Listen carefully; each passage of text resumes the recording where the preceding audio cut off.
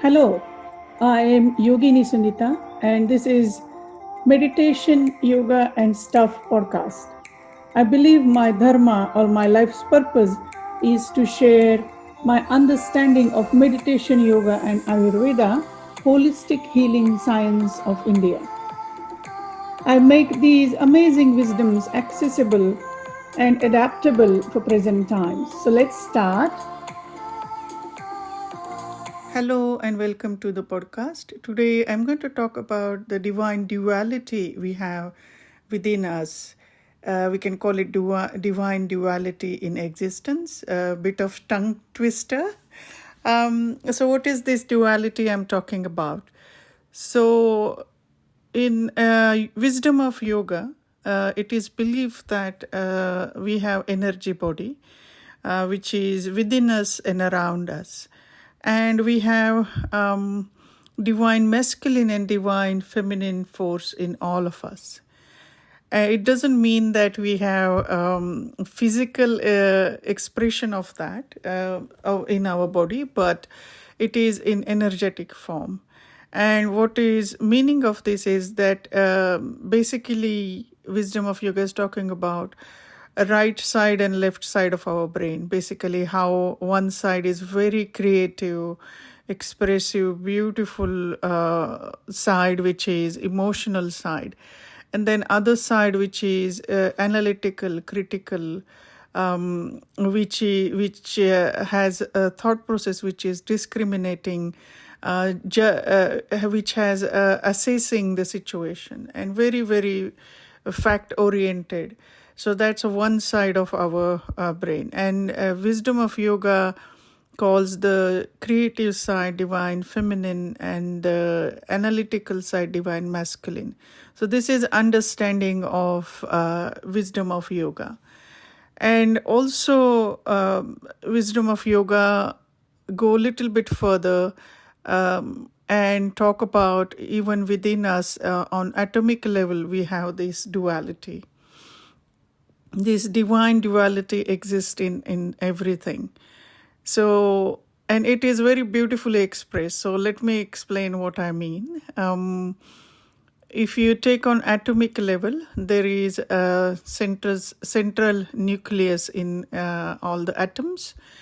And in this nucleus, there is protons and neutrons. And around that, electrons are vibrating, and the permutation combination of these neutron, protons, and electrons changes the shape or the density of the product. So the difference between us or a laptop or a wall is basically different permutation combination of these atoms, and in that also permutation combination of the neutron, protons, and electrons. So that's how science looks at it. It is actually very lay person explanation. But from wisdom of Ayurveda, yoga and Ayurveda point of view, in Sankhya philosophy, it is called play of divine masculine and feminine. And here the center nucleus, which is called Shiva or stillness or consciousness, and the movement is called Shakti or Prakriti or divine feminine.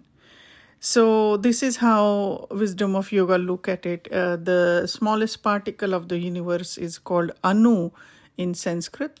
And according to the wisdom of yoga, or I should say Sankhya philosophy, this is the play of divine masculine and divine feminine.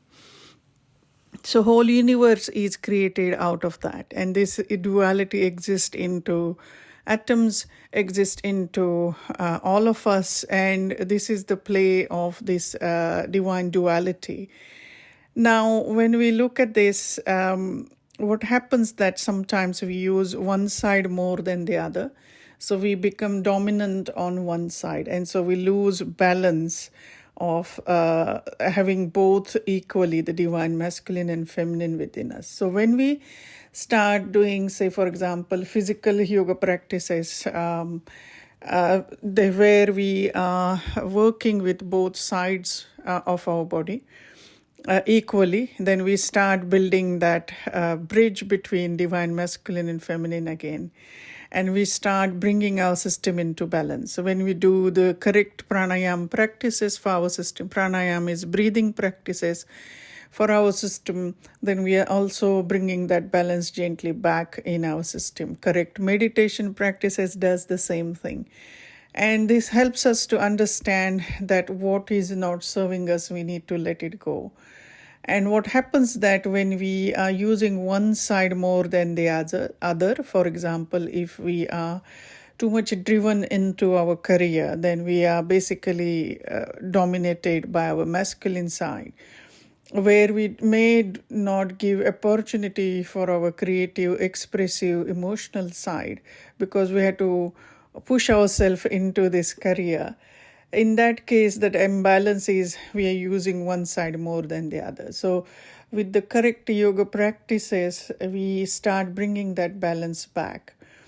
Now, why I'm using this word correct again and again, because the reason for that is there are so many different forms of yoga practices, and all these practices may not be right for everyone. So we need to understand that what really works for us.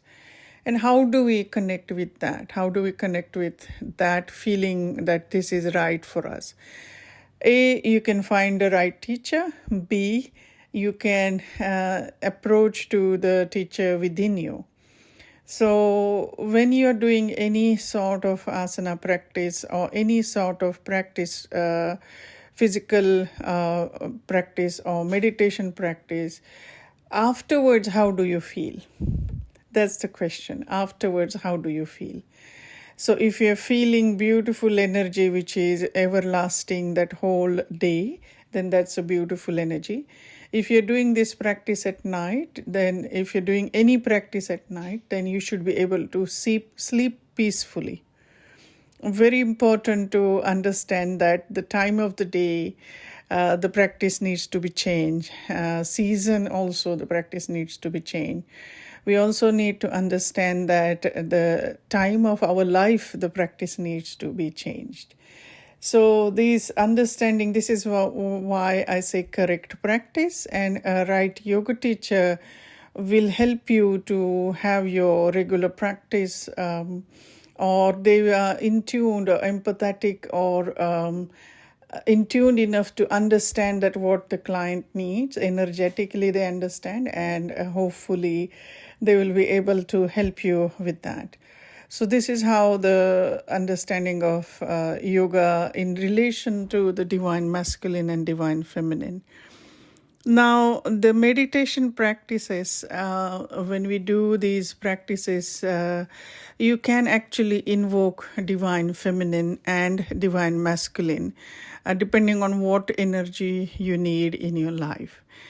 And in my understanding that in this modern world, we are actually driven by mainly masculine energy. The reason for that is we have careers, we have a lot of achievements to do. So that happens that we have to work with divine masculine energy.